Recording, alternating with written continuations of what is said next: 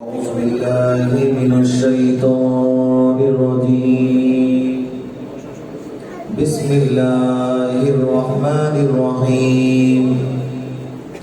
الحمد لله رب العالمين خالق السماوات والأرضين، والصلاة والسلام على سيدنا عالم ما كان وما يكون،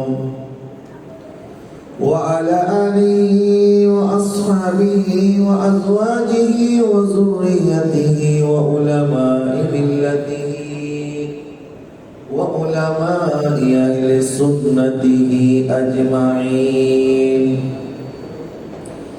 وبفضله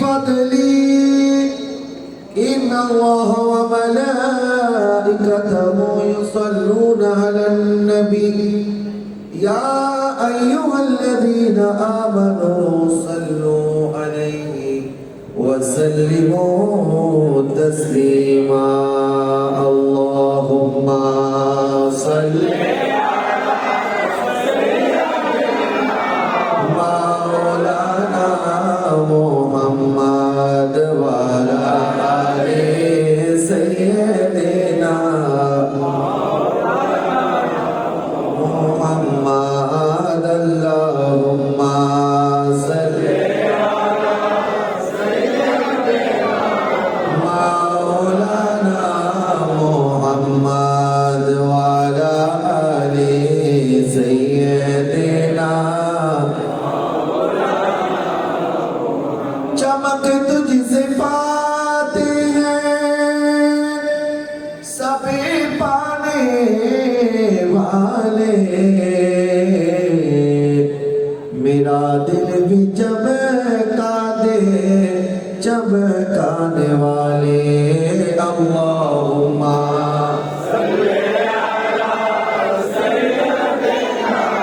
मौलाना मुहम्मद वाला आले सैयदना.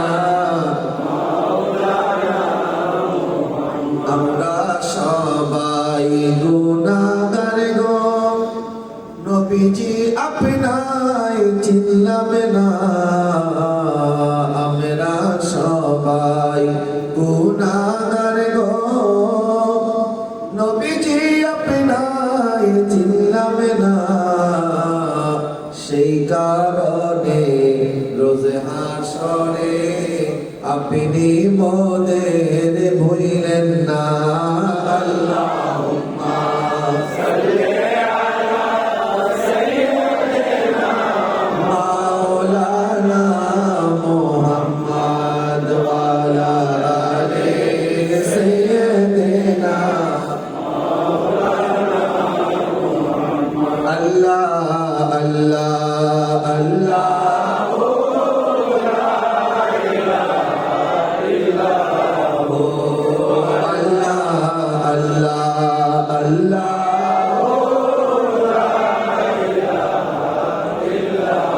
प्यारी सूरत हंसता चेहरा मुँह से झड़ते फूल, नूर का पुतला चाँद का टुकड़ा नूर का पुतला आपका प्यारा रसूल नबी जी. अल्लाह अल्लाह अल्लाह इल्लाहु अल्लाह अल्लाह अल्लाहु ला इलाहा इल्लाहु. মতের তুফান চলবে যখন নবী গয়ামের, মতের তুফান চলবে যখন নবী গয়ামের.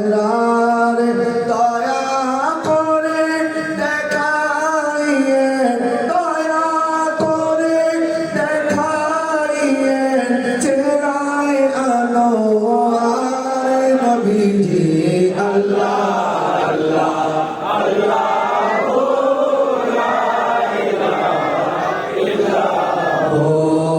আল্লাহ আল্লাহ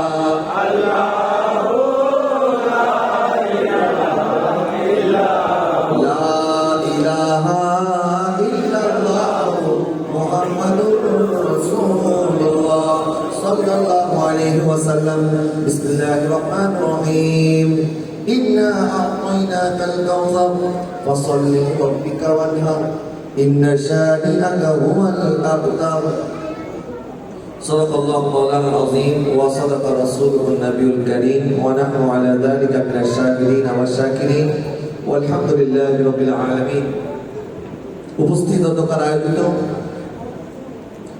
কলিকুল শিরোমণি পেরেস্তাগি হুজুর শাইখ শাহ বাগদাদ পীর মুহিউদ্দিন আব্দুল কাদের জিলানী রাদিয়াল্লাহু তাআলা এর 31তম উরুস মুবারক উপলক্ষে আয়োজিত পবিত্র ফাতিহা ইয়াজদম ও মিলাদ মাহফিলের পরম শ্রদ্ধাভাজন সভাপতি, আজকের মাহফিলের সম্মানিত প্রধান আলোচক আব্দুল করিম সারাং জামে মসজিদের খতিব মুকাররম আল আমিন ইসলামিয়া সুন্নিয়া মাদ্রাসার সম্মানিত প্রিন্সিপাল মুজাহিদ আহলে সুন্নাত হযরতুল আল্লামা জনাব মাওলানা আবু কায়সার আল কাদরি সাহেব কিবলা মুদ্দাজিলুল আলী, উপস্থিত বিশেষ অতিথিবৃন্দ হযরতুল আল্লামা মাওলানা আবু মুসা আশআরী অত্র মসজিদের সম্মানিত ইমাম হযরতুল আল্লামা মুফতি মোহাম্মদ আলাউদ্দিন আল কাদরি সাহেব খতিব মুকাররম বাইতুল গুফরান জামে মসজিদ, উপস্থিত শায়েখ আহলে সুন্নাত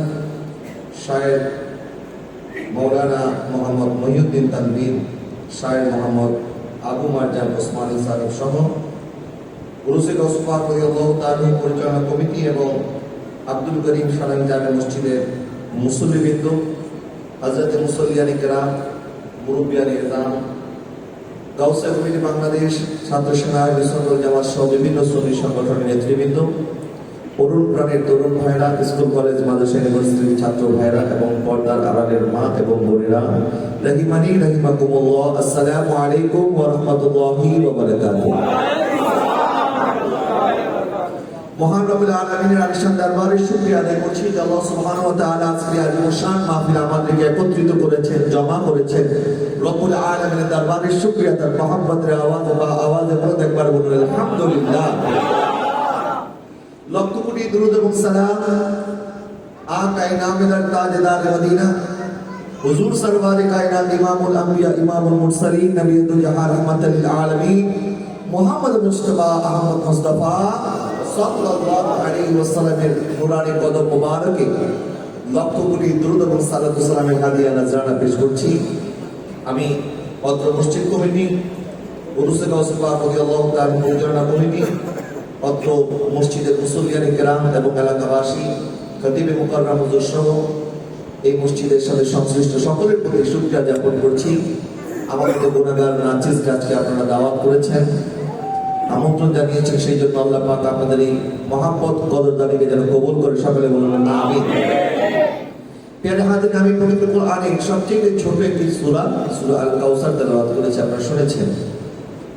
নবীজি সাল্লাল্লাহু আলাইহি ওয়াসাল্লামের উপরে যখনই কাফের মুশরিকরা বিভিন্ন অপবাদ দিত, বিভিন্ন বিষয়ে আমার নবীকে কষ্ট দিত, আমার নবীজি সাল্লাল্লাহু আলাইহি ওয়াসাল্লামকে আল্লাহ সুবহানাহু ওয়া তাআলা এতটা শান এবং আজমতের মালিক বানিয়েছেন, যখন কাফের মুশরিকরা আমার নবীকে তানা দিত, কষ্ট দিত, তখন আমার নবীর জবানে পাক দিয়ে তাদের প্রতিবাদ করার প্রয়োজন হতো না, বরং আমার নবী প্রতিবাদ করার আগে আমার আল্লাহ তার প্রতিবাদ করতেন।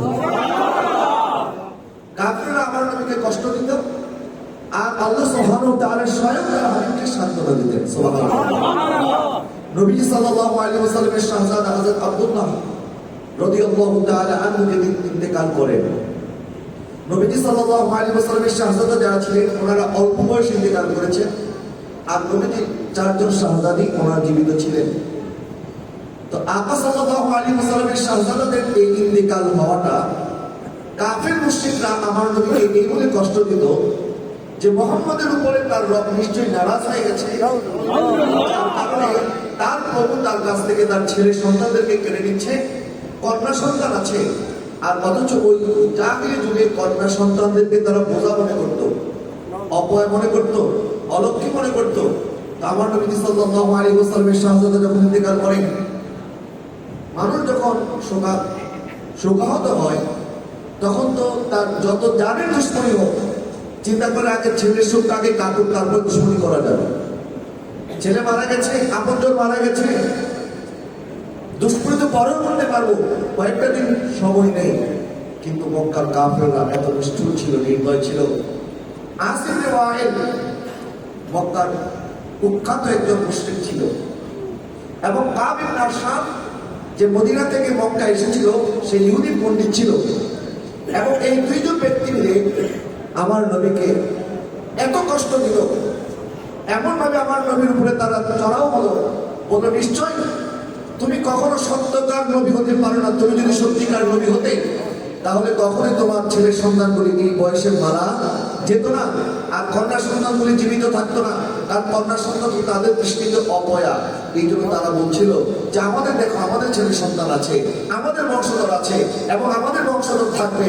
আর যে ইসলামের নবী মুহাম্মদ যে নতুন নবুয়তের দাবি করছে, নিশ্চয় তার বংশ আর পারবে না, এবং সে চলে যাওয়ার পরে তার নাম নেওয়ার মতো আর কেউ থাকবে না। তারা আমার নবীকে নির্বংশ, আমার নবীকে আবতার বলে গালি দেওয়া শুরু করলো। তখন আমার আল্লাহ সুবহানাহু ওয়া তাআলা আর সহ্য করলেন না, বরং যখন নবীকে আবতার বলা হয়েছে, নবীজি সাল্লাল্লাহু আলাইহি ওয়াসাল্লামের শানে আল্লাহ সুবহানাহু ওয়া তাআলা সূরা কাউসার নাযিল করে বলেন, হুজুর আপনি আবতার নন, আপনি নির্বংশ নন, আপনি লেজ কাটা নন, বরং যারা আপনি নবীকে লেজ কাটা নির্বংশ বলছে, নিশ্চয় তারাই হচ্ছে লেজ কাটা। কথা বলেন ঠিক কিনা? আল্লাহ সুবহানাহু ওয়া তাআলা বারংবার আমার হাবিবকে সান্ত্বনা দিয়েছে। যখন তারা বলেছে যে নিশ্চয়ই তোমার রব তোমাকে ছেড়ে দিয়েছে, আল্লাহ সুবহানাহু ওয়া তাআলা দোয়া করে বলেছেন, মা ওয়াদ্দাআকা রাব্বুকা ওয়া মা ক্বালা। আপনার রব আপনাকে ছেড়েও যায় নাই, আপনাকে ভুলেও যায় নাই। ওয়ালা সাউফা ইউতিকা রাব্বুকা ফাতারদা। হাবিব আমি আল্লাহ আপনি নবীকে এত ইজ্জত দেব, এত সম্মান দেব, আপনি নবী, আপনি আমার বান্দা হওয়ার পর আপনি রবের প্রতি রাজি হয়ে যাবেন। গোটা দুনিয়া চায় আল্লাহর রাজি, আর আমার আল্লাহ চাই তার হাবিবের রাজি। আমার আকা সাল্লাল্লাহু আলাইহি ওয়াসাল্লাম যেভাবে আল্লাহ সুবহানাহু ওয়া তাআলার উপরে রাজি ছিলেন, খুশি ছিলেন, যার কারণে আমার নবীকে বলতে হয় নাই। আজকের সময় আমাদেরকে যদি কেউ গালি দেয়, মন্দ কথা বলে, খারাপ কথা বলে, বা আমার বিপদ হয়ে যে পিছনে আপনি শুনলেন আর ঠাস করে লাগান্বিত হয়ে গেলেন, আপনি জবাব দেওয়া শুরু করলেন, এটা নবীর আখলাক নয়। নবীর আখলাকে আসার হচ্ছে যদি কেউ আপনাকে গালিও দেয়, আপনি সবর করেন, আপনি জাবের হবেন না, আপনি সাবের হবেন। কারণ জাব্বারিয়াত আল্লাহ সুবহানাহু ওয়া তাআলার একটি গুণ। জাব্বার একমাত্র আল্লাহ সুবহানাহু ওয়া তাআলা, আল্লাহ ছাড়া আর এই জাব্বারিয়াত কাহারিয়াত অন্য কারো কাছে শোভা পায় না। সুতরাং আপনি জাবের হবেন না, আপনি সাবের হবেন। আমার নবী সাবের ছিলেন, আমার নবী ধৈর্যশীল ছিলেন, যার কারণে আমার নবীর জবাব দিতে হয় নাই, বরং আমার নবীকে সান্ত্বনা দেওয়ার জন্য আল্লাহ পাক প্রথমে ইরশাদ করলেন, ইন্না আ'তাইনাকাল কাউসার। হাবিব আমি তো আপনাকে কাউসারের মালিক বানিয়ে দিয়েছি। আ'তাইনা, এখানে আ'তাইনা না বলে আ'তাইনা কেন বলা হয়েছে? ওলামায়ে কেরাম আছে, হুজুরকে জিজ্ঞাসা করেন, হুজুর আ'তাইনা কেন বলা হয় নাই, আ'তাইনা কেন বলা হয়েছে? আ'তাইনা বলা হয়, মনে করেন আমি একটি জিনিস একজনকে দিলাম, অর্থ হচ্ছে আমি তার কাছ থেকে জিনিসটা আবার চেয়ে ফেরত আনবো। আর আ'তাইনা মানে হচ্ছে আমি তাকে একবারে আমি তাকে দিয়ে দিলাম, একবারে তাকে মালিক বানিয়ে দিলাম। আমার নবী রাহমাতুল্লিল আলামিনকে হাউজে কাউসারকে দিয়ে আর ফেরত নেওয়া হবে না, যার কারণে আমার আল্লাহ ইন্না আ'তাইনা না বলে ইন্না আ'তাইনা বলেছে। হাবিব আমি আপনি নবীকে কাউসারের মালিক বানিয়ে দিলাম। এটা আপনার কাছ থেকে আর কখনো ফেরত নেওয়া হবে না। এখন কাউসার কি জিনিস, কাউসার কি জিনিস, এটা নিয়ে উলামায়ে কেরামের মধ্যে ইখতিলাফ আছে। অনেক উলামায়ে কেরাম বলেছেন কাউসার মানে হচ্ছে কাসরাতুন নিয়ামত। আল্লাহ সুবহানাহু ওয়া তাআলা আমার নবীকে অগণিত অসংখ্য নিয়ামত দান করেছেন, যাকে কাউসার বলা হয়। আবার কেউ কেউ বলেছেন যে না, জান্নাতের মধ্যে একটি নদী আছে, চারটি নদীর একটি নদীর নাম হচ্ছে কাউসার। আমার নবীকে জান্নাতের সেই নদী কাউসারের মালিক বানিয়ে দেওয়া হয়েছে। 3 নাম্বার মুফাসসিরিন কেরামদের একটি বৃহৎ দল বলেছেন কাউসার মানে হচ্ছে হাউজে কাউসার, যা কাল কিয়ামতের ময়দানে আমার নবী সাল্লাল্লাহু আলাইহি ওয়াসাল্লামকে দান করা হবে এবং সেটি একটি হাউস হবে। সেখান থেকে আমার নবীজি তার উম্মতকে হাউজে কাউসারের পানি পান করাবেন। এবং নবীজি বলেন, আকাশের যত তারকা, আসমানের যত তারকা আছে, তার চাইতে বেশি সংখ্যক পেয়ারা নিয়ে আমি দাঁড়িয়ে থাকবো আমার উম্মতকে হাউজে কাউসারের পানি পান করানো হবে। এবং আল্লাহ সুবহানাহু ওয়া তাআলা এই আয়াতের মাধ্যমে হাউজে কাউসার হোক, নাহরে কাউসার হোক, কাসরাতুন নিয়ামত হোক, যেটাই বোঝাতে চান না কেন, আল্লাহ সুবহানাহু ওয়া তাআলা অশেষ নিয়ামত আমার নবীকে দিয়েছেন, অবিশেষ নিয়ামত দিয়েছেন, এটাতে তো কোনো সন্দেহ নাই। বলেন, কোনো সন্দেহ নাই। আল্লাহ বলে, ওয়া রাফা'না লাকা যিকরা, হাবিব শান দেনে ওয়ালা আমি, লেনে ওয়ালা আপনি, জিকির করনে ওয়ালা আমি, যার জিকির করি তিনি হচ্ছেন আপনি।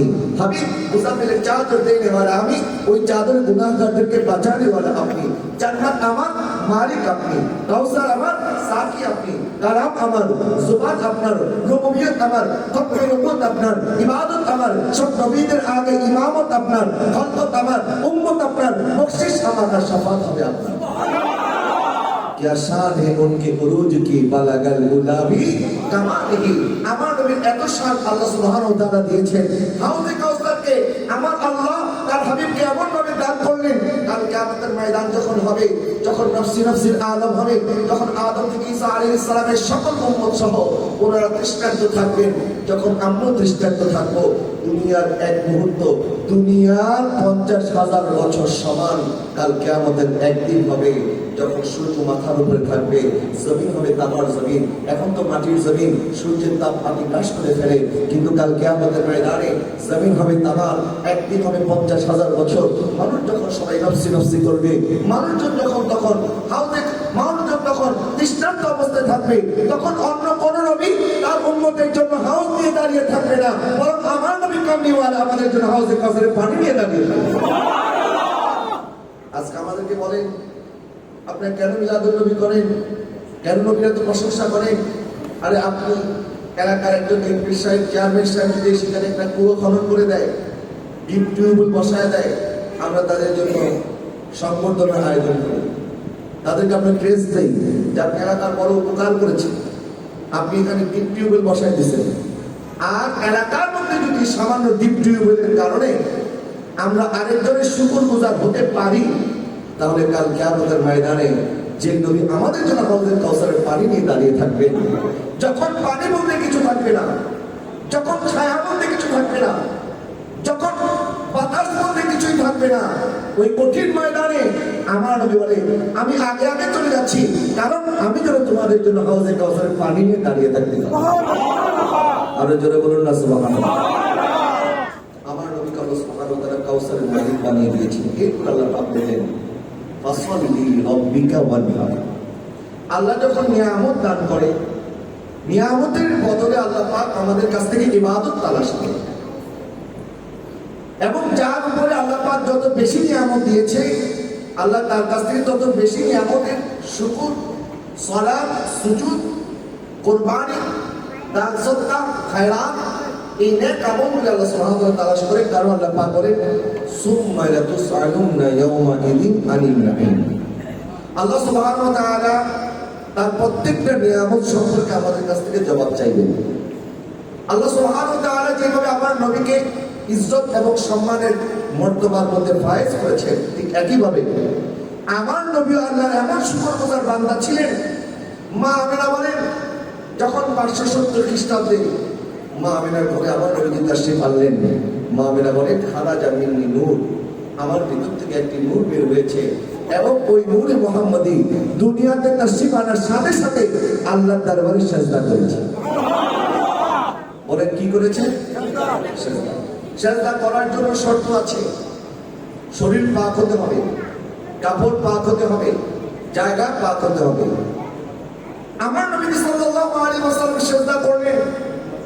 আমরা যখন দুনিয়াতে আসি আমাদের শরীর নাপাক থাকে, শরীরে কোনো পোশাক থাকে না, কিন্তু আমার নবী বলেন, আমার লজ্জাস্থান পৃথিবীর কোনো মানুষ দেখে নাই, আমি মাখতুম হয়ে এসেছি। এবং নবীজি আমরা যখন দুনিয়াতে আসি আমাদের নাভির সাথে মার নাভি লাগানো থাকে। মার নাভির সাথে আমাদের নাভি যখন লাগানো থাকে, দুনিয়াতে আসার পরে আমাদের নাভিটা কেটে ফেলতে হয়, কিন্তু নবী সাল্লাল্লাহু আলাইহি ওয়াসাল্লামের নাভি মুবারক কাটতে হয় নাই। কারণ নবীজি তো আমাদের মতো নন, নবীজি তো আমাদেরকে বলেছেন আইয়ুকুম মিসলি, কে আছো আমার মতো। সুতরাং আমাদের দুনিয়াতে আসা, নবীর দুনিয়াতে আসা বরাবর নয়, এক নয়। নবীজি সাল্লাল্লাহু আলাইহি ওয়াসাল্লাম দুনিয়াতে আসার সাথে সাথে সেজদা দিয়ে এটাই প্রমাণ করে দিলেন, আমার নবী পাক, নবীর জিসিমও পাক, নবীর পোশাকও পাক, নবীর মার পেট মুবারকও পাক, এবং জমিনের মধ্যে সেজদা দিয়ে আমার নবী গোটা জমিনকে পাক বানিয়ে দিয়েছেন।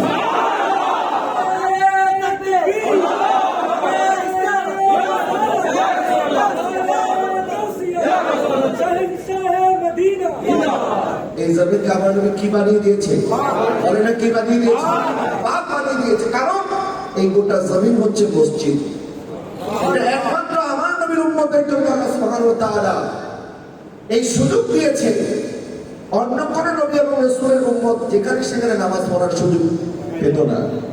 মসজিদ ছিল, নির্দিষ্ট জায়গা ছিল, ইবাদতখানা ছিল, সেখানে এসে আল্লাহ সুবহানাহু ওয়া তাআলার ইবাদত করতে হবে, রিয়াজত করতে হবে, সাধনা করতে হবে।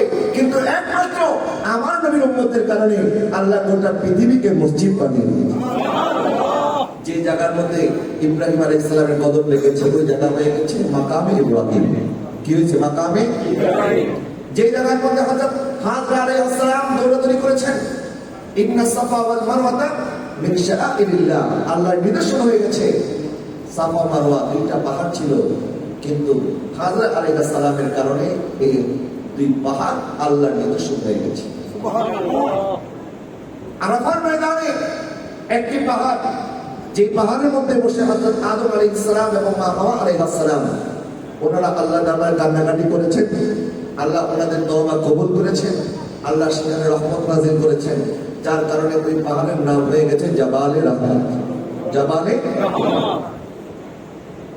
আমরা যে পানি খাই এটাও পানি, কিন্তু হযরত ইসমাঈল সবিউল্লাহর পায়ের টোকায় লাথির কারণে খানায়ে কাবার সামনে থেকে একটি ঝর্ণা বের হয়েছে। ওই পানি আর সাধারণ পানি থাকে নাই, ওইটা জমজম হয়ে গেছে। দুনিয়ার সমস্ত পানি বসে পান করা সুন্নাত, আর জমজম পানি দাঁড়িয়ে পান করা সুন্নাত। কেন? নবী ইসমাঈল আলাইহিস সালামের কদম লেগেছে। ইসমাঈল আলাইহিস সালামের কদমের কারণে পানি দামি হয়েছে। আদম হাওয়া আলাইহিস সালামের কারণে জাবাল রহমত দামি হয়েছে।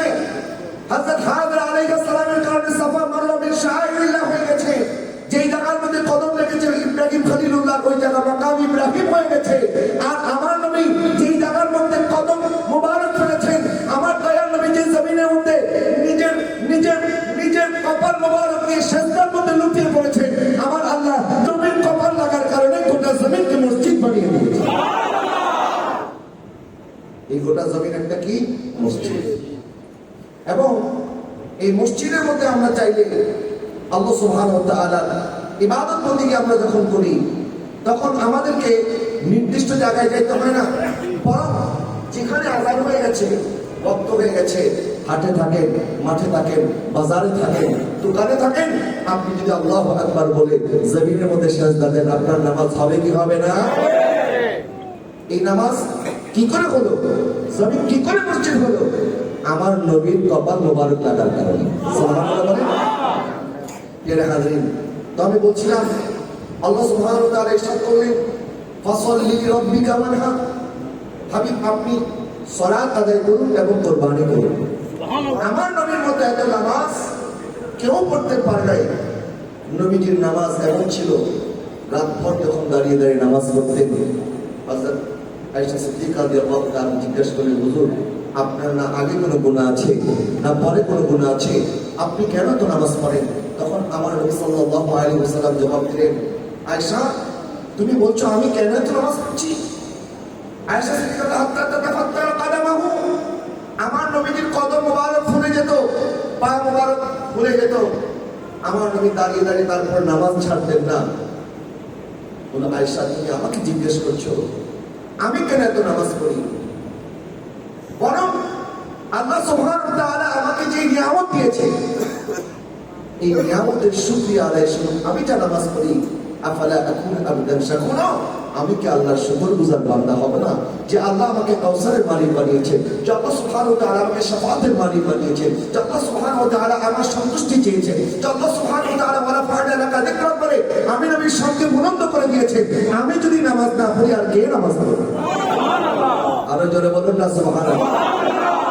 নবী সাল্লাল্লাহু আলাইহি ওয়াসাল্লাম মাঝে মধ্যে এক পায়ের উপরে ভর করে নামাজ পড়তেন, মাঝে মধ্যে দুই বৃদ্ধাঙ্গুল মোবারকের মধ্যে ভর করে নামাজ আদায় করতেন। এমন হয়েছে আমার নবী সাল্লাল্লাহু আলাইহি ওয়াসাল্লামের নামাজের অবস্থা এমন ছিল যার কারণে আল্লাহ সুবহানাহু ওয়া তাআলা বললেন, ইয়া আইয়ুহাল মুযাম্মিল কুমিল লাইলা ইল্লা কলিলা নিসফাহু আও ইনকুস মিনহু কালিলা। হাবিব, আপনি যে সারা রাত নামাজ পড়েন, বরং রাতের কিছু অংশ পড়েন, রাতের অর্ধেক পড়েন বা তার চেয়ে কিছু কম পড়েন, সারা রাত দাঁড়িয়ে দাঁড়িয়ে কষ্ট করে নামাজ পড়ার কোনো প্রয়োজন নাই। আমার নবী সাল্লাল্লাহু আলাইহি ওয়াসাল্লাম যখন লামকানে গেলেন, আল্লাহ সুবহানাহু ওয়া তাআলা জিজ্ঞাসা করলেন, হাবিব, আমি তো আপনাকে অনেক ইজ্জত সম্মান দিয়েছি, এটা তো আমি আমার ইচ্ছা মাফিক দিয়েছি, এখন আপনি বলেন আপনি আমার কাছ থেকে কোন সম্মানটা আশা করেন? আমার নবী আল্লাহ দরবারে বলেন, আল্লাহ, আমি একটি জিনিস চাই, আপনি রব হয়ে আমি আপনার বান্দাকে আপনার বান্দা বলে ডাকবেন। আমি আমাকে আপনি পবিত্র কোরআনের মধ্যে কখনো ইয়া মুহাম্মদ বলেন নাই, ইয়া আইয়ুহান নবী বলেছেন, বাশীরান নাযীর বলেছেন, সিরাজাম মুনীর বলেছেন, ইয়াসিন বলেছেন, তাহা বলেছেন। হাবিব, আল্লাহ, আপনি আল্লাহ হয়ে আমি নবীকে এত এত ভূষণে ভূষিত করেছেন, একবার আপনার পাক জবান দিয়ে আমি নবীকে আপনি আপনার বান্দা বলে ডাকবেন। কি বলে ডাকবেন? আমরা তো আজকে বান্দা হতে চাই না, আমরা সবাই বড় হতে চাই। আমরা নিজেকে আল্লাহ বান্দা পরিচয় না দিই, আমি বড় মুফতি, মুহাদ্দিস, ফকিহ, আইডল আমাদেরকে অনেকে বলে না, কিন্তু এই কথাগুলি আসলে লৌকিকতা ছাড়ার কিছুই নয়। আমরা প্রত্যেকে আল্লাহর বান্দা। বলেন আমরা কি আল্লাহ? আমরা আল্লাহর বান্দা, এটাই আমাদের সবচেয়ে বড় পরিচয়। নবীজি সাল্লাল্লাহু আলাইহি ওয়াসাল্লাম বলে, ইয়া রব, আপনি আমাকে আপনার বান্দা বলে রাখবেন। আমার আল্লাহ তার হাবিবের এই আশাও পূরণ করে দিলেন, বললেন, সুবহানাল্লাযী আসরা বিআবদিহি, আমি আমার বান্দাকে সফর করিয়েছি, আমি আমার বান্দাকে সফর করেছি। এই বান্দা বলার মধ্যে কি যে তৃপ্তি! এবং নবী সাল্লাল্লাহু আলাইহি ওয়াসাল্লাম দুনিয়াতে যতদিন ছিলেন কখনো বাদশার মতো ছিলেন না, বান্দার মতো ছিলেন। কখনো এমন ছিলেন না যে আমি সর্বোচ্চ সম্মানের অধিকারী, আমি সবচেয়ে বড় নবী, আমার ইজ্জত সম্মান পাওয়ার অনেক উপরে আল্লাহ পাক আমাকে মাকামে মাহমুদে বসাবেন। আজকে অল্প থেকে অল্প সম্মান পেলে আমাদের মনে হয় জমিনের মধ্যে পা থাকে না, আকাশে উঠতে থাকি, কিন্তু আমার আকা সাল্লাল্লাহু আলাইহি ওয়াসাল্লাম যখন জমিনে হাঁটতেন, মাথাটা ঝুঁকিয়ে ঝুঁকিয়ে হাঁটতেন, যে আল্লাহর বান্দা আল্লাহর জমিনে হাঁটতেছে, এই জমিনের মালিক তো আল্লাহ, এই জমিনের মালিক আল্লাহ। যখন আমার নবী রাহমাতুল্লাহ আলাইহি খানা খেতেন, খানা খাওয়ার সময় আমার নবী এক পা মোবারক উঠাতেন, যেভাবে আমরা আত্মাইয়ার মধ্যে বসি, তাসাউদের মধ্যে বসি, এইভাবে বসতেন এবং এক হাঁটু উঠিয়ে ভেঙে তারপরে এমন ভাবে বসতেন, আমার নবীজি খাবারের দিকে, মাটির দিকে ঝুঁকে ঝুঁকে খাবার খেতেন, যে আমার আল্লাহ আমার রিজিকের ব্যবস্থা করেছে। আর আজকে আমি আর আপনি খাবারের শুরুতে আলহামদুলিল্লাহ বলতে মনে থাকে না, বিসমিল্লাহ বলতে মনে থাকে না, আর খাবারের শেষ করার পরে আমরা আলহামদুলিল্লাহ বলতে চাই না। আমরা কতটা নির্দয়, কতটা নিষ্ঠুর হয়ে গেছি। আমার নবী সাল্লাল্লাহু আলাইহি ওয়াসাল্লামের কাছে ফেরেশতা আসলেন, আসার পর বললেন, ইয়া রাসূলুল্লাহ, আল্লাহ আমাকে পাঠিয়েছেন এবং আপনি নবীকে জিজ্ঞাসা করেছেন, আল্লাহ পাক দুইটি সুযোগ দিয়েছেন আপনাকে, দুইটি যে কোনো একটি অপশন আপনাকে বাছাই করতে হবে। বলে কি? বলে একটি অপশন হচ্ছে আপনি দুনিয়াতে নবী হওয়ার পাশাপাশি বাদশা হয়ে থাকবেন, আল্লাহ আপনাকে বাদশাহী দান করবেন। আর আরেকটি অফার হচ্ছে আপনি নবী হওয়ার পাশাপাশি আল্লাহর বান্দা হয়ে থাকবেন। আপনি কোনটা চান? তখন আমার নবী বললেন, আমি দুনিয়াতে বাদশার মতো থাকতে চাই না, আমি আল্লাহর বান্দা হয়ে থাকতে চাই। যার কারণে আমার নবীজির কোনো রাজপ্রাসাদ ছিল না, মসজিদ নববী এটাই ছিল আমার নবীর রাজদরবার। এখানে বসে আমার দয়াল নবী গোটা বিশ্ব শাসন করেছে। এখানে বসে আমার দয়াল নবী যুদ্ধের আলোচনা বলেন, পারিবারিক আলোচনা বলেন, সামাজিক আলোচনা বলেন, রাষ্ট্রীয় সিদ্ধান্ত বলেন, এবং মসজিদে যাবতীয় হুকুম আহকাম শরীয়তের ফয়সালা সবকিছু আমার নবীজি ওনার মিম্বার মুবারক থেকে ওই মসজিদ নববীর মিম্বার থেকে দিয়েছেন। প্রিয় হাজরিন, নবীজি সাল্লাল্লাহু আলাইহি ওয়াসাল্লাম আল্লাহ সুবহানাহু ওয়া তাআলার এত ইবাদত করেছেন যার কারণে আল্লাহ পাক বললেন, হাবিব ফাসাল্লি লিরাব্বিকা ওয়ানহার, আপনি এত ইজ্জত সম্মান আমি আল্লাহ আপনাকে দিয়েছি, এই কারণে আপনি নবী আমি আল্লাহর প্রতি বেশি করে ইবাদত করেন এবং কোরবানি করেন। আমার নবীর কোরবানির অবস্থা এমন ছিল, আমার নবী বিদায় হজের দিন 100টি উট কোরবানি করেছেন আল্লাহর জন্য, সুবহানাল্লাহ।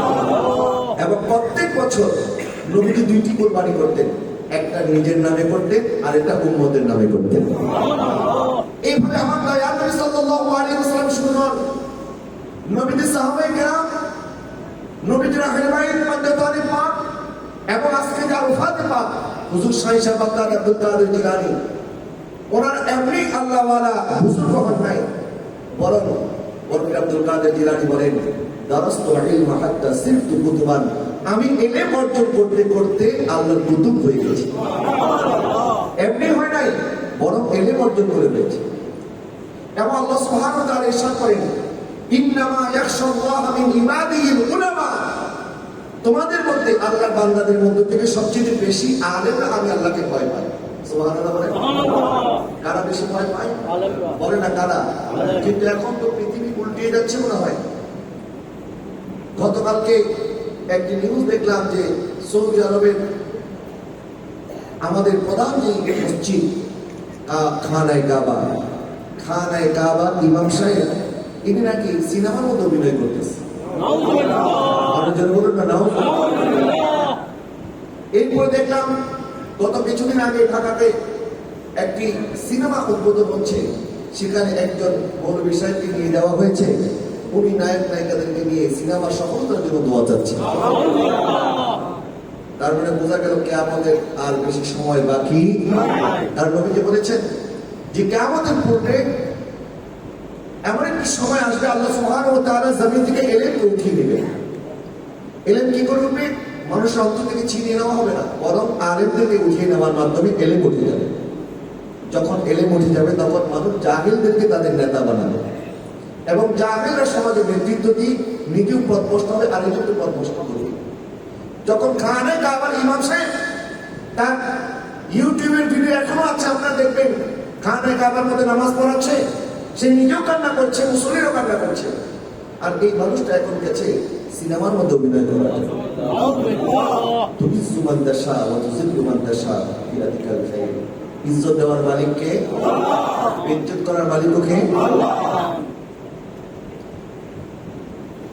এই জন্য আল্লাহর কাছে দোয়া করবেন যে আল্লাহ সুবহানাহু ওয়া তাআলা আমাদের জন্য খাতেমা বিল খায়র করেন। কারণ তার মৃত্যু কেমন হয় আপনারা দেখছেন চোখের সামনে। পবিত্র কোরআনের মধ্যে বহুরার কথা এসেছে যে মুসা আলাইহিস সালামের জামানার মধ্যে মুস্তাজাবুদ দাওয়াত চলছিল, যে দোয়া করতে দেরি হতো তার দোয়া কবুল করতে আল্লাহ দেরি করতেন না। এত বড় বুজুর্গ ছিল, এত বড় ওলি ছিল, কিন্তু মুসা আলাইহিস সালামকে সে লানত দিয়েছিল। নাউজুবিল্লাহ বলে, কি দিয়েছিল? লানত। তো এত বড় ওলি হওয়ার পরেও মুসা আলাইহিস সালামের সাথে বেয়াদবি করার কারণে এই মুস্তাজাবুদ দাওয়াত ওলি থেকে আল্লাহ তাকে এমন বেজ্জত করেছেন, তার মুখ দিয়ে সবসময় কুকুরের মতো আওয়াজ বের হতো। নাউজুবিল্লাহ। যেরকম অনেক উদাহরণ আমাদের চোখের সামনে, এগুলো বাস্তব উদাহরণ, একদম চাক্ষুষ। যে খানায়ে কাবার ইমাম ছিল, সেখান থেকে এখন সে সিনেমায় অভিনয় করেছে, আবার তাকে একজন যে স্ট্যাটাস দিয়েছে, সে লিখছে আপনাকে আগামীতে হলিউডের মধ্যে আমরা দেখতে চাই। কোথায় আমরা চলে যাচ্ছি? তো কিয়ামতের আগে এরকম আরো অনেক আলামত আমরা দেখব, যেহেতু এখন আখিরি জামানা। আমি বলছিলাম, যাই হোক, আল্লাহ ওয়ালা বুজুর্গ যারা, তারা এমন নয় যে আমি আজকে রাতে ইবাদত করলাম, আগামী এক মাস রেস্ট নিব, তারপর আবার ইবাদত করবো, যেটা আমরা করি, যে সবে বরাতের অপেক্ষায় থাকি। সবে কদরের জন্য অপেক্ষা থাকি, রমজান মাসের জন্য অপেক্ষা থাকি, আর ইবাদত বন্দেগী সব রেখে দিই রমজান মাসের জন্য, সবে কদরের জন্য, লাইলাতুল কদরের জন্য, লাইলাতুল বরাতের জন্য। আর সারা বছর ইবাদত করার কোনো প্রয়োজন নাই।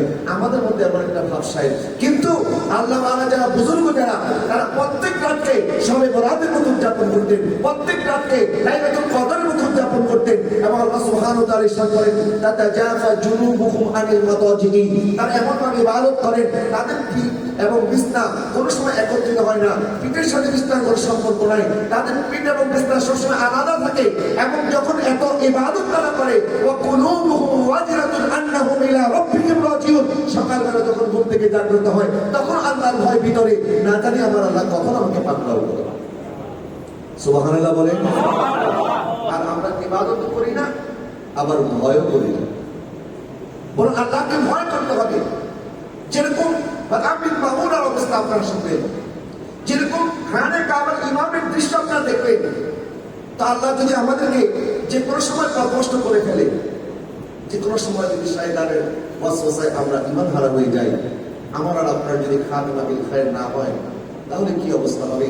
এই জন্য আবু মুলাইকা রাহমাতুল্লাহি আলাইহি একজন প্রখ্যাত তাবী ছিলেন। উনি বলেন, আমি 30 জন সাহাবীর সাথে সাক্ষাৎ করেছি। 30 জন সাহাবীকে আমি দেখেছি, তারা প্রত্যেকে তাদের মৃত্যুকে নিয়ে চিন্তিত ছিল যে আমাদের ইন্তেকালটা ঈমানের উপর হয় কিনা। আর আমাদের তো কোনো চিন্তাই নাই, মনে হয় যে আমরা রাসূলুল্লাহকে দাওয়াত করেছি, বাস ইনশাআল্লাহ আমাদের আর কোনো চিন্তা নাই, আমি ঈমান সহকারে মরবো, আর মরতে দেরি হবে, জান্নাত আমার জন্য রেডি। এত সহজ নয়। নবীর সাহাবী যদি কবরকে নিয়ে, মৃত্যুকে নিয়ে চিন্তিত থাকতে পারে, আমার আর আপনার একটু চিন্তা করা দরকার এবং আল্লাহকে ভয় করা দরকার আছে কি আছে? এবং যারা আল্লাহকে ভয় করে, নবীজি সাল্লাল্লাহু আলাইহি ওয়াসাল্লামের এই চমৎকার হাদিসটা আমরা যদি আমল করতে পারি, তাহলে আমাদের সমস্ত সমস্যা হাল হয়ে যাবে, সকল মুশকিল আসান হয়ে যাবে, সকল টেনশন দূর হয়ে যাবে। শুধু আমল করতে হবে। আমরা ওয়াজ অনেক শুনি, কিন্তু আমরা আমল করি না, মনে প্রাণে বিশ্বাস করি না। নবীজি সাল্লাল্লাহু আলাইহি ওয়াসাল্লাম ইরশাদ করেন, এটি তিরমিজিতে এসেছে, এটি মুসনাদ আহমদের মধ্যে এসেছে, এটি ইবনে মাজাহ শরীফের মধ্যে এসেছে, মান আসবাহা ওয়া দুনিয়া আকবার হাম্মা, যে সকালবেলা জাগ্রত হয় এবং তার জন্য দুনিয়ায় তার জন্য একমাত্র টেনশনের কারণ, শুধু দুনিয়া নিয়ে চিন্তিত। সে ঘুম থেকে উঠে 12টা বাজে, 10টা বাজে, ফজর নামাজও পড়ে নাই, ফজর নামাজ দিয়ে তার কোনো চিন্তাও নাই, আল্লাহকে রাজি খুশি করার কোনো চিন্তা তার মধ্যে নাই। সে দুনিয়ার টেনশন নিয়ে ঘুম থেকে উঠে, ওটার সাথে সাথে দুনিয়া নিয়ে চিন্তিত হয়ে পড়ে। যারা দুনিয়ার মধ্যে যারা দুনিয়া নিয়ে ব্যস্ত, আমার নবী বলেন, জাআলাল্লাহু ফাকরাহু বাইনা আইনাইহি, তার দুই চোখের মাঝখানে আল্লাহ ফকিরি, গরিবী লিখে দেন। সে সবসময় গরিবের মতো থাকে, গরিব অবস্থায় থাকে। সে যদি 1000 কোটি টাকার মালিকও হয়, তার মনটা সবসময় গরিবের মতো। কিরকম?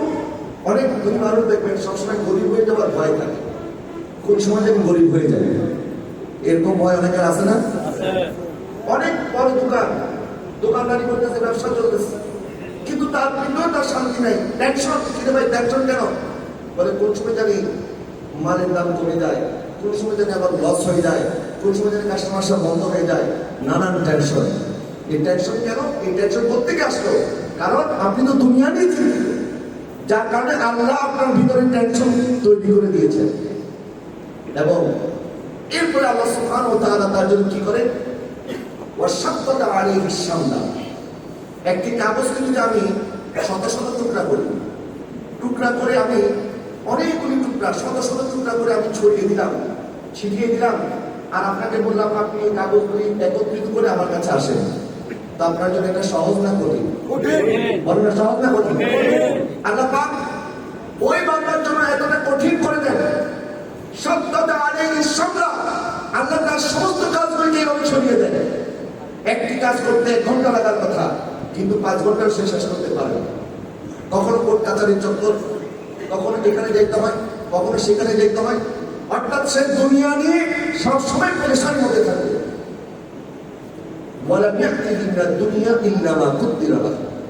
এবং তার কাছে দুনিয়ার কিছুই আসবে না, যতটুকু আল্লাহ তার তকদীরে লিখে রেখেছে ততটুকুই আসবে।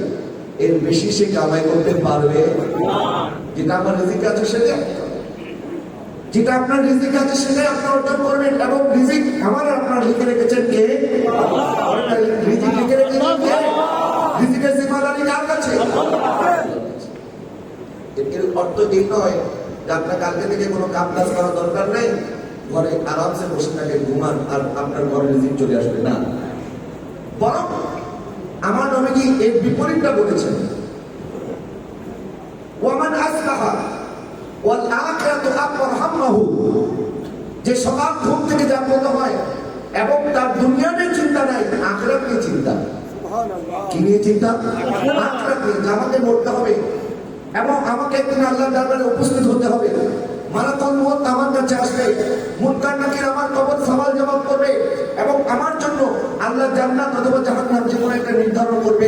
আমার একজন রব আছে, আমার একজন উপরে জিম্মাদার আছে, আমার একজন হাকিম আছে, আহকামুল হাকিমিন আছে, যার দরবারে আমাকে পেশ করা হবে যে আখিরাত নিয়ে চিন্তিত থাকে। আসলে জানেন মহোদয়, আসসালামু আলাইকুম।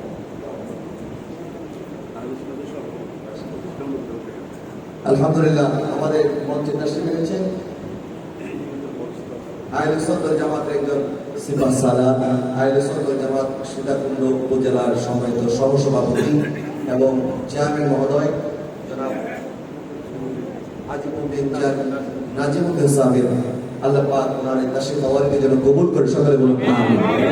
আল্লাহ পাক ওনার মাধ্যমে দ্বীন মাযহাব মিল্লাতের আরো বেশি খেদমত করার জন্য আল্লাহ তৌফিক দান করে, সকলে বলুন আমিন। সুস্থতার সাথে নেক হায়াতের আল্লাহ পাক ওনাকে দান করে, সকলে বলুন আমিন।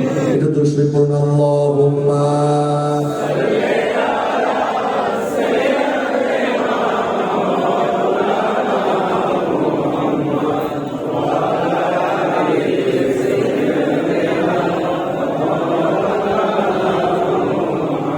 जिंदा है वल्लाह, तू जिंदा है वल्लाह, मेरे जश्न आलम से चुप जाने वाले। अल्लाहुम्मा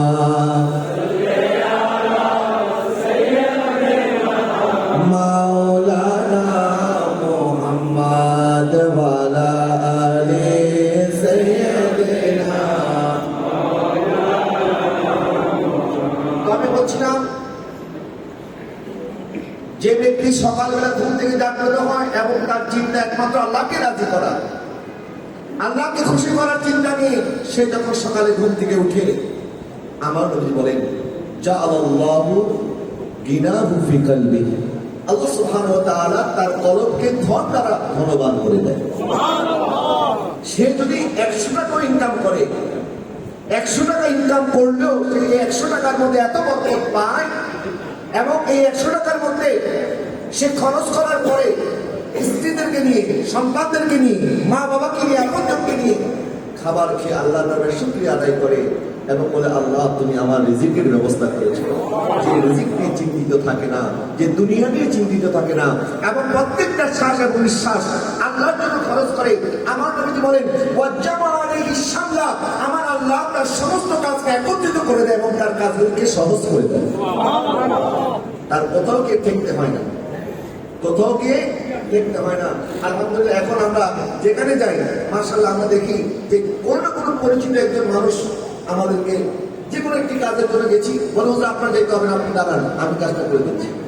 এটা আমি নিজের কথা বলছি না, এটা আমার স্নেহের শায়ের তানভীর। আপনারা জানেন যে সে প্রত্যেক আশিক রাসূলের অন্তরের মধ্যে জায়গা করে নিয়েছে। সে একদিন গেল পাসপোর্ট করার জন্য, আমাকে বলতেছে পরে এই ঘটনা, যে হুজুর এই ঘটনা ঘটেছে। আমি কি ঘটনা? ওই পাসপোর্ট করার জন্য গেছি, চিনা নাই জানা নাই, উনি আমার এত কাজ করে বলে আপনি কিছু করতে হবে, আপনি শুধু বসে শুধু সিগনেচারটা দেন, সব কাজ আমি করে দিচ্ছি, এক মুহূর্তের মধ্যে কাজ করে দিচ্ছি। তো এই যে এই কথাটা এই জন্য বললাম, এর অর্থ এই না যে আমরা আল্লাহর খুব নৈকট্যপ্রাপ্ত বান্দা, না না, আমি সেটা বোঝানোর জন্য বলি নাই। বরং আপনি একটু পরীক্ষামূলক ভাবে হলেও সকালবেলা ঘুম থেকে ওঠার পরে আপনি যে আল্লাহর উপরে তাওয়াক্কুল করে দেখেন, আল্লাহর উপরে ভরসা করে দেখেন, আল্লাহকে রাজি খুশি করার নিয়ত নিয়ে আপনি যদি দিন শুরু করেন, অবশ্যই আল্লাহ সুবহানাহু ওয়া তাআলা আপনার সমস্ত কাজ সহজ করে দিবেন। আল্লাহ পাক বলে ওয়া ইয়াতাওয়াক্কাল আলাল্লাহ ফাহুয়া হাসবুহু, যে আল্লাহর উপর তাওয়াক্কুল করে আমার আল্লাহ তার জন্য যথেষ্ট হয়ে যায়। যার জন্য আল্লাহ যথেষ্ট, তার দুনিয়ার আর কিছু লাগবে না। আর দুনিয়ার সব আপনার আছে, কিন্তু আল্লাহ রাসূল আপনার না। তাহলে এই দুনিয়ার কিছুই আপনার না। এবং দুনিয়া বসেন, এই বসেন, লিফলেট এখন না, পরে দুশরি পূর্ণ আল্লাহুম্মা সাল্লি আলা সাইয়্যিদিনা মুহাম্মাদ ওয়া আলা আলি সাইয়্যিদিনা মুহাম্মাদ। এটা আল্লাহ সুবহানাহু ওয়া তাআলা ওই বান্দার জন্য সমস্ত কাজ শুধু জমাই করে দেন না, বরং ওয়ায়াতিহি দুনিয়া, তার কাছে দুনিয়া চলে আসে, এমন ভাবে দুনিয়া চলে আসে সে দুনিয়া তার আশে থাকে না, বরং দুনিয়া তার তালাশে থাকে। আরো যেটা বলুন না সুবহানাল্লাহ। এই জন্য হুজুর শাহী সাহেব বাগদাদ পীর দস্তগীর উনি এসেছিলেন এবং দুনিয়া থেকে চলেও গেছেন, 9.5 বছর হয়ে গেছে, কিন্তু দুনিয়ার প্রত্যেকটা মুহূর্তে করে কাজে লাগিয়েছেন। যখন মার করেছিলেন তখনও 30টি রোজা পালন করেছেন। যখন বাগদাদে ছিলেন মাসের পর মাস ক্ষুধার যন্ত্রণায় কাটিয়েছেন, কখনোই হাল ছেড়ে দেন নাই। এমনভাবে এলেম তালাশ করেছেন, এলেম তালাশ করতে করতে যখন ওনার কাছে খাবার ছিল না, উনি গাছের পাতাও খেয়েছেন। এরপরে এমনভাবে এলেম তালাশ করেছেন, উনি বলেন তারাস্তু ইলমা হাত্তা সিরতু কুতুবান, আমি এলেম তালাশ করতে করতে, আমি আল্লাহ এই এলেম তালাশ করতে করতে আমি আল্লাহর সন্ধান পেয়ে আমি কুতুব হয়ে গিয়েছি। 15 বছর উনি প্রত্যেক রাতে 1 খতম কোরআন তেলাওয়াত করেছেন। 40 বছর এশার নামাজের ওযু দিয়ে ফজর নামাজ আদায় করেছেন। শুধু এই কথাগুলো আমরা শুনে শেষ করে দিলেই হবে না, বরং আমাকে আর আপনাকেও তাদের অনুসরণ করে যদি আমরা কবরে যেতে পারি, তাহলে এই কথাগুলি শুনলে সার্থক হবে। এই কথাগুলি আমরা প্রত্যেক বছর শুনি। আমরা যখনই কাদা করিবে নামাজ, হুজুর শাহী সাহেব বাগদাদ, হুজুর শাহী সাহেব শ্রীকুট, ওনাদের আলোচনা যখন হয়, তখন ওনাদের রিয়াজত সাধনা, ওনাদের মুরাকাবা মুশাহিদা ইত্যাদি কথা আমরা সবাই শুনি, প্রত্যেকে জানি, কিন্তু বারবার এই জন্য বলতে হয় আমরা শোনার পরেও আমরা বিশ্বাস করি না, শোনার পরেও আমরা আমল করি না। আমরা যদি আমল করতে পারতাম, ফাযকুরুনি আযকুরকুম ওয়াশকুরুনি ওয়া লা তাকফুরুন, আল্লাহ বলে বান্দা আমার জিকির করো, আমার আলোচনা করো, আমি তোমার আলোচনা করব। আল্লাহ